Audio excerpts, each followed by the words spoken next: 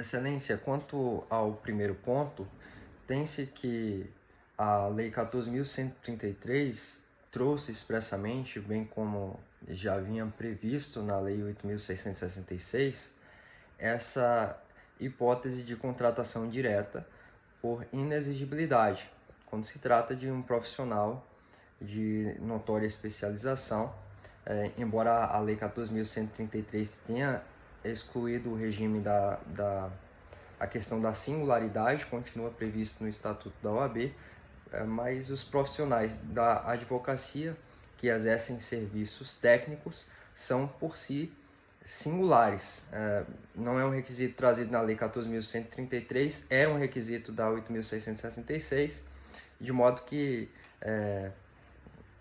não é relevante para o deslinde da questão, mas está previsto nesse Estatuto da Ordem que corrobora esse aspecto técnico do escritório de advocacia a fim de enquadramento na hipótese de inexigibilidade de licitação trazido na Lei 14.133. De modo que o Supremo também já decidiu que não há empecilho para que escritórios de advocacia sejam contratados para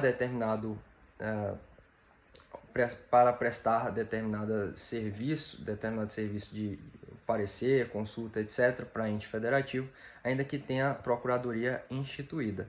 Então, foi lícita a contratação direta desse escritório de advocacia com base na jurisprudência do STF e na Lei 14.133.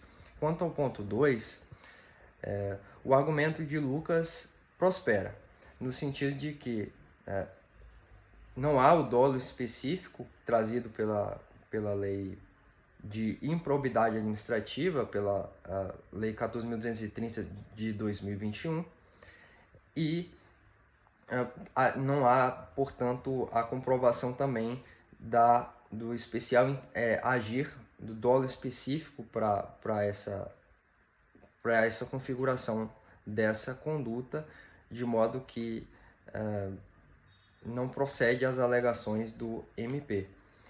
Quanto ao ponto 3, em via de regra, pela independência das instâncias administrativa e criminal, não há esse automático efeito da absolvição criminal sobre a ação de improbidade. Mas em determinadas situações o STJ tem admitido essas exceções, normalmente quando na esfera criminal se julgue pela inexistência de autoria ou inexistência de materialidade. E esse aspecto fático, por causar uma incoerência, houve a absolvição criminal e a continuidade da punição na ação de improbidade, por causa dessa incoerência, segundo o STJ já decidiu, não haveria que falar, nesse caso, em independência das instâncias, surtindo efeito, portanto, na ação de improbidade, essa absolvição criminal. A minha resposta, Excelência. Faltando 7 segundos. Viu? Bora lá. Pode iniciar.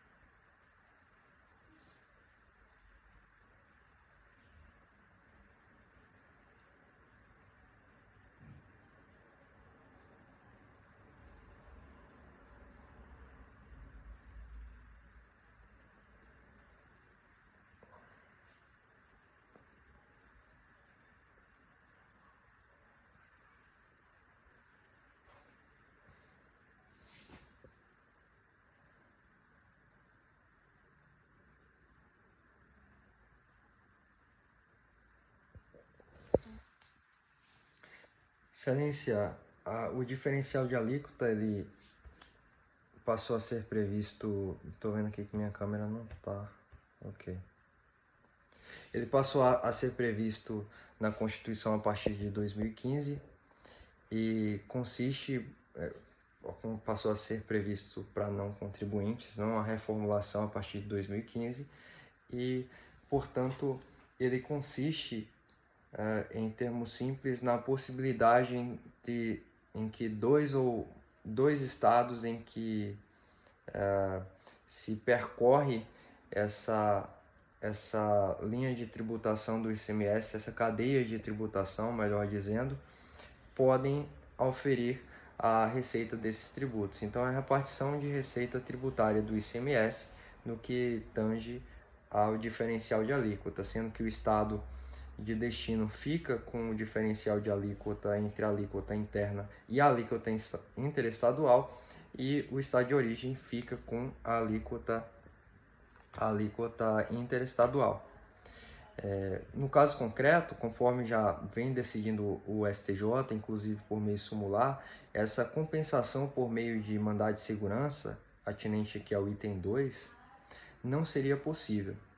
A declaração de existência do direito de compensar seria possível, muito embora a própria compensação não seria viável.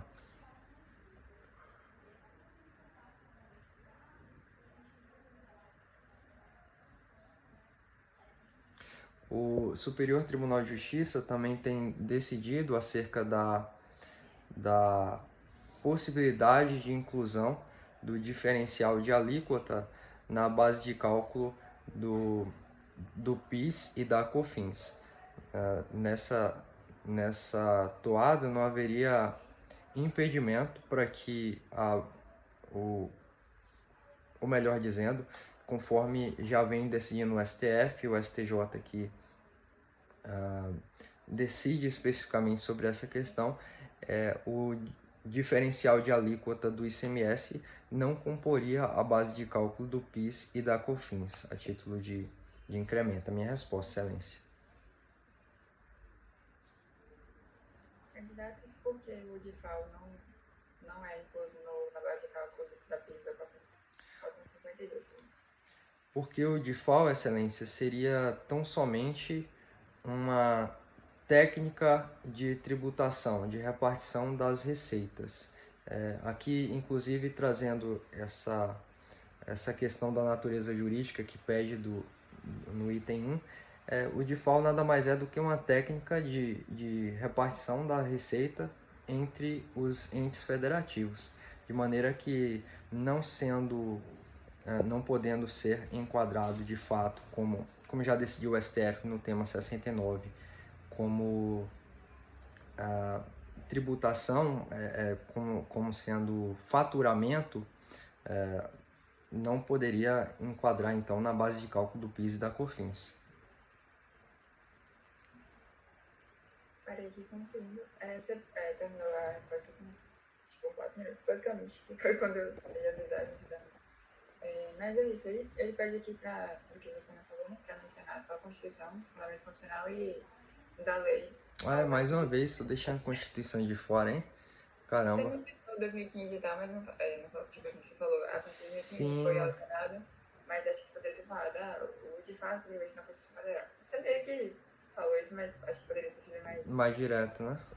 De que a previsão constitucional, e eles pediam aqui para mencionar a